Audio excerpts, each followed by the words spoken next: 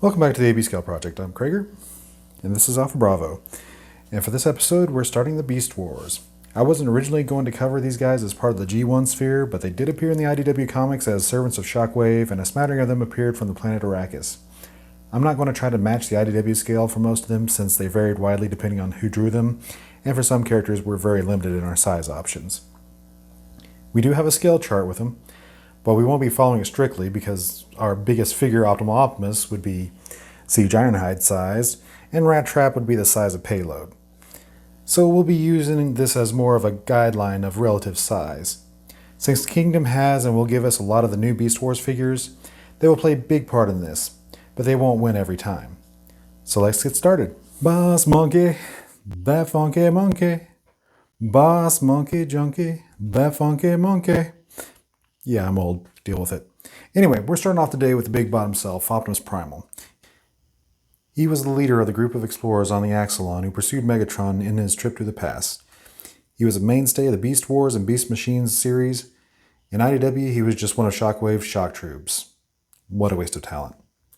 For height stand-in, we got animated Cheetor for the BotCon, Junker Cannonball for the Robot Masters, Power of the Prime's Nemesis Prime for Generation Toy Gorilla, Open Play Galvatron for the Perfect Effect Gorilla. Doing double duty for themselves and others are Kingdoms for the Beast Machine's Blast Punch, Optimus Primal, Bat Primal for the Transart Season 1 Primal, the Beast Wars Primal is in for the Transart Transmetal 1 Primal, and MP Primal is in for the Transart Optimal Optimus. Yeah, they were all over the board. I don't have a stand-in for the Air Attack because he's huge, and nothing for the upcoming Hot Toys Furide Optimus Primal because he doesn't transform and pretty expensive for what it is. First thing, we'll go to the ones that don't meet the IDW or Beast Wars Beast Machines cartoon appearance. So we'll knock out the Generation Toy, although he'd totally be on my shelves if he had a Donkey Kong redeco, the BotCon, the Bat Primal, the Nightmare Fuel Beast Machines, and the Play School, even though I still use him as my Beast Machines on my shelf. Next, we're going to push back all the Transmetals, Beast Machines, and focus on the Season 1 appearance. So we got the Kingdom, the G1, the MP, the Power of the Primes, the Cybertron, the Robot Masters, and the Transart. We can eliminate the Power of the Prime since he doesn't have a beast mode, but we can keep his Optimal Optimus version for later though. Now we got a nitpick. The Cybertron is a stylized primal, so I'm going to go ahead and remove him. At this point, we have to set a scale. Since he's the first, all others will be relative to him. If we go with the MP, which is the most screen accurate and a toy well worth owning, that puts us in the MP scale, which sends the price sky high, and we start having trouble finding all the cast to put around him. Similar, the Transart sets the Beast Wars figures to be in the Legends range. Again, you have trouble finding the cast. So we'll remove the MP and up, and the Transart. That leaves us with the Robot Masters and the Kingdom. Between the two, the Kingdom is a superior toy. I also like that he's taller than a deluxe, and that gives him a gravitas of being a leader. So for the Beast Wars and IDW, the Kingdom wins. If you want a more screen-accurate deco, there is an upcoming Netflix set that is closer to the series appearance. So let's look at the Transmetal 1 form. You've got the original and the Transart. From the scale chart, based on the Kingdom, Transmetal 1 should be a head taller than the base form. Between these two, the original is the best.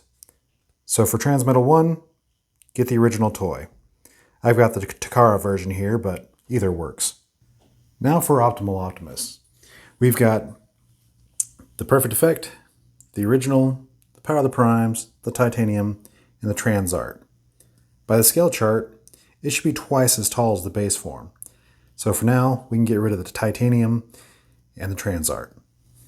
Since none of these actually meet the scale chart of being twice as tall, the Perfect Effect is the tallest, but he cost $200 when he came out, and the price has only gone up since then.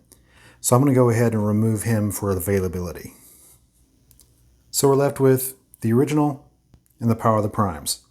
Between the two, the Power of the Prime wins, especially if you have the DNA kit add-ons. It just looks a lot sleeker and more proportional. For the Beast Machines, we're left with the McDonald's and the Blast Punch.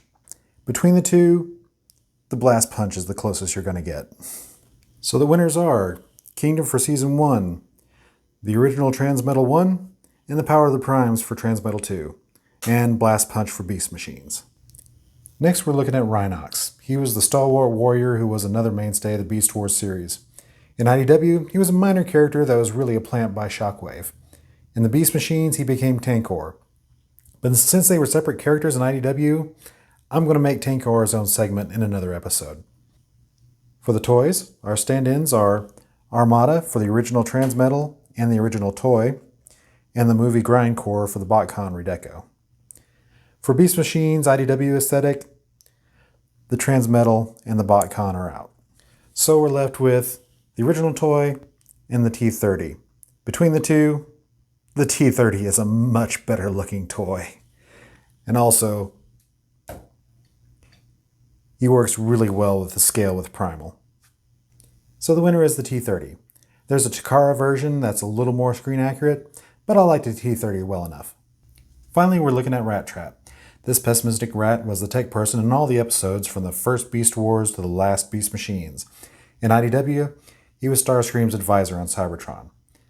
Our height stand-ins are Bat Primal for the original Beast Wars, the McDonald's Beast Machines for the Transform Element Mice Warrior, and the Kingdom Primal is in for the Beast Machines Mega Rattrap. Our recolor stand-in is Cybertron Ransack for the BotCon. First we'll move the BotCon for the Beast Wars IDW aesthetic. Since our options are limited, we'll take on the Transmetal and Beast Machines first. For his Transmetal body, our only choice is the original. There's a rainbow of recolors for him, so he should be readily available. For the Beast Machines, we've got the Mega and the McDonald's. For scale, the McDonald's works a lot better than the Mega, so the Mickey D's is the winner. So we're left with the base modes. By the scale chart, he should be a little less than a head shorter than Primal, so all the legend scales are out. So the winner is the Thrilling 30. I know you think he should be shorter, and I know why. In Beast Machines, they did shrink him down to a scout class, so your mind makes you think that he was always that small. Plus, the original toy was a scout class. So the winners are Thrilling 30 for the original form, the original Transmetal for the Transmetal form, and the McDonald's for the Beast Machines. And with that, begun the Beast Wars has. Thanks for joining us today on the AB Scale Project. If there's a character you'd like to see, put in your request in the comments below. Please like, share, subscribe, and I'll see y'all later.